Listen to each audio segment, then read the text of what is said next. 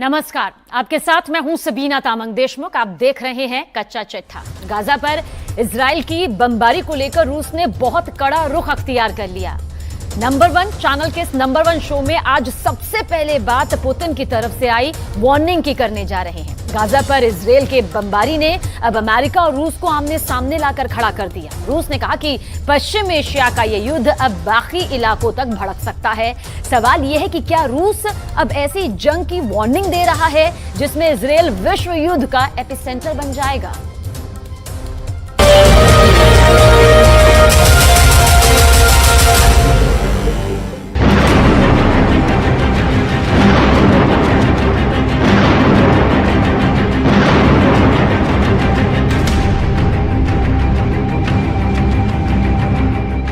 एक तरफ गाजा में बमबारी चल रही है। इजराइल का युद्ध गाजा को पूरी तरह तबाह करने जा रहा है। दूसरी तरफ इजराइल पर हमला करने के लिए लेबनान, सीरिया और ईरान की फौज तैयार बैठी है।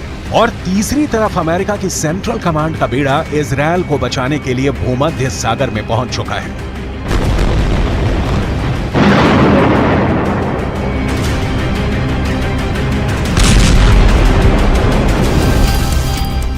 ये अमेरिका का सबसे खतरनाक बेड़ा माना जाता है। यूएसएस फोर्ड यूरोप के आसपास तैनात रहकर उत्तरी अफ्रीका और पश्चिम एशिया में किसी भी वक्त बमबारी के लिए तैयार रहता है। अचानक इस एयरक्राफ्ट में हरकत बढ़ गई है। फाइटर एयरक्राफ्ट लगातार लॉन्च किए जा रहे हैं और इस पर तैनात स्पेशल फोर्स किसी भी वक्त ऑपरेशन के लिए लॉन्च की जा सकती है।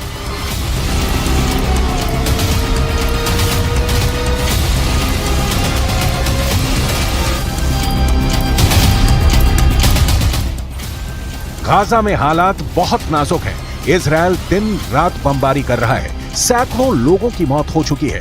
इजराइल अब अपने ऊपर हुए अटैक का बहुत बेदर्दी से बदला लेना चाहता है और यही वजह है कि उसके बम अब आम नागरिक और हमास के बीच फर्क नहीं कर पा रहे।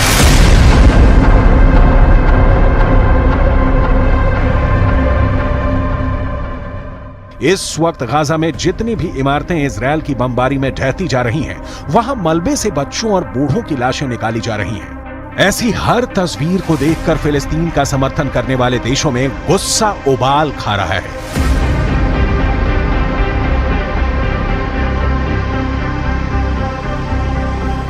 مركز المعلومات في وزارة الصحة استشهاد 413 مواطنا منهم 78 طفلا و41 سيدة بالإضافة إلى تسجيل 2300 جريح।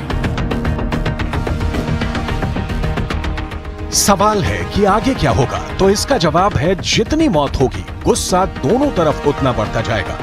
पहले ही पूरी दुनिया में कोहराम मचा हुआ है। दुनिया भर में गाजा को बचाने के लिए प्रदर्शन हो रहे हैं। ये बगदाद है और यहाँ लोग हजारों की तादाद में सड़कों पर निकलकर प्रदर्शन कर रहे हैं। इजराइल के साथ साथ अमेरिका के खिलाफ भी नारेबाजी हो रही है।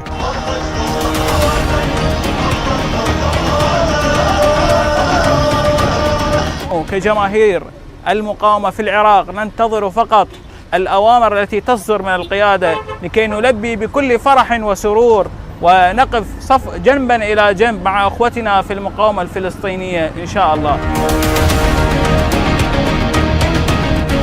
ईरान के साथ साथ लेबनान में भी गाजा के लिए समर्थन तेज हो गया है। बेरूत में फिलिस्तीन और हिजबुल्लाह का झंडा लेकर लोग सड़कों पर उतर आए हैं।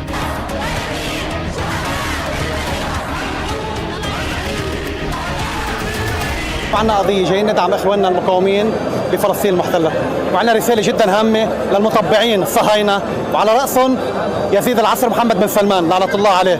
هذا اللي بده يبيع القضية الفلسطينية وبده يبيع دم الشهداء.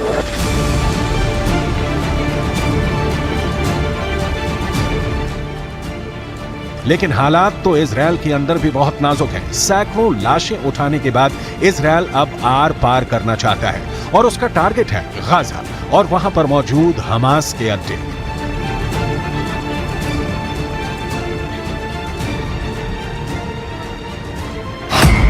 लेकिन इजराइल को तीन तरफ से बहुत बड़े युद्ध की धमकी आ चुकी है। लेबनान की मिलिशिया हिजबुल्लाह ने कहा है कि वो इजराइल पर हमले के लिए तैयार है। इराक में ईरान के समर्थन वाला मिलिशिया भी इजराइल को वार्निंग दे चुका है।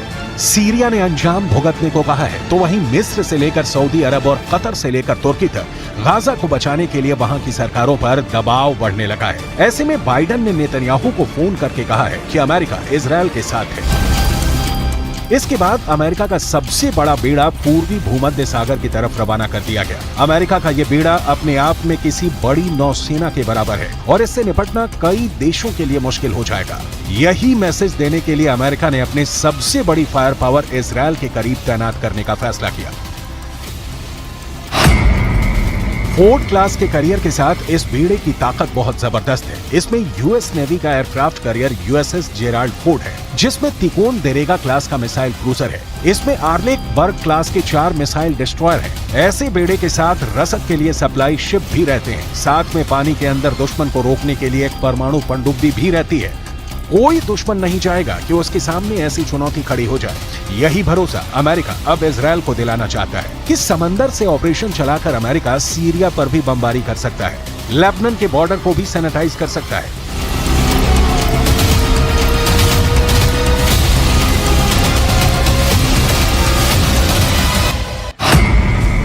इस वक्त ये कैरियर इजरायल के गाजा के पश्चिम में भूमध्य सागर में तैनात रहेगा और वहीं से ऑपरेशन चलाएगा। उसकी रेंज में लेबनान भी होगा, सीरिया भी होगा, तुर्की भी होगा और मिस्र के आसपास का इलाका भी होगा। यहीं से ये इजरायल के एयर स्पेस को सुरक्षित रखेगा और हमला भी कर सकता है। ये सब ऑपरेशन अमेरिका के फोर्ड क्लास का कैरियर और उसके बेड़े में मौजूद बड़े बड़े डिस्ट्रॉयर पूरा कर सकते हैं। ऐसा अमेरिका पहले इराक में कर चुका है, उसने अफगानिस्तान में करके दिखाया है और ईरान को भी वो लगातार धमकी देता रहा है। इजरायल के लिए भी जेराल्ड फोर्ड कैरियर को भेजना एक बड़ा युद्ध छेड़ सकता है।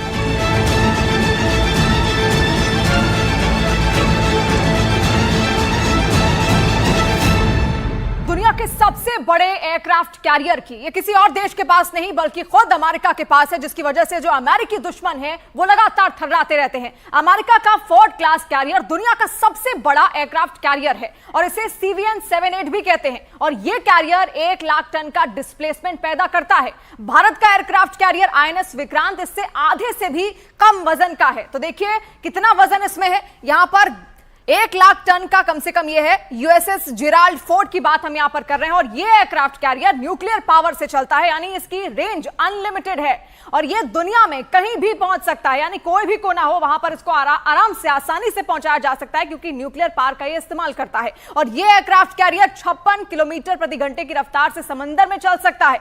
ये एक कैरियर की बहुत अच्छी रफ्तार कही जाएगी, बहुत बढ़िया रफ्तार मानी जाएगी, यानी कहीं पर भी ये 56 किलोमीटर प्रति घंटे की रफ्तार से आसानी से पहुंच सकता है। और इस कैरियर पर करीब 3000 नौसैनिक तैनात किए जा सकते हैं, यानी कि दुश्मनों के लिए भी ये एक बड़ा टारगेट बन सकता है। और इसकी अगर आगे की बात की जाए, जो टेक्नोलॉजी का इस्तेमाल इसमें किया जा रहा है, इस एयरक्राफ्ट कैरियर पर 90 विमान और हेलीकॉप्टर तैनात यहां पर किए जा सकते हैं, यानी कि जो सैनिक है उनको तो यहां पर तैनात किया ही जा सकता है। इसके अलावा 90 विमान और इसके अंदर हेलीकॉप्टर भी तैनात किए जा सकते हैं और इनमें 75 तो सिर्फ लड़ाकू विमान है।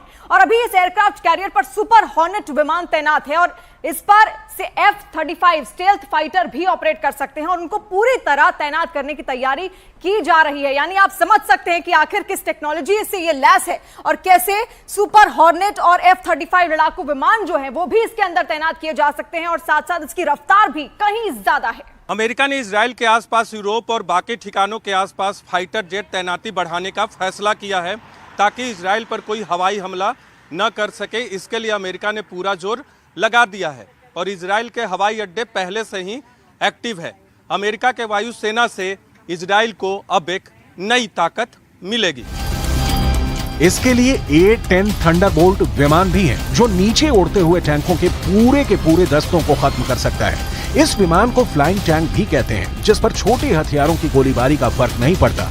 इसके अलावा अमेरिका के F-15 से लेकर F-16 लड़ाकू विमान भी हैं, लेकिन असली ताकत जो अमेरिका ने इजरायल को बचाने के लिए उतारी है वो है F-35 फाइटर जेट। ये वो फाइटर जेट है जो इजरायल के पास भी है, लेकिन अभी उनकी तादाद सिर्फ 40 है। लिहाजा मल्टी फ्रंट के लिए इजरायल की वायुसेना को ऐसे बहुत से विमानों की जरूरत पड़ सकती है, जिसकी भरपाई अमेरिका की मदद से पूरी होगी। F-35 का करीब रहना इजरायल के दुश्मनों को दूर रखने में मदद जरूर करेगा।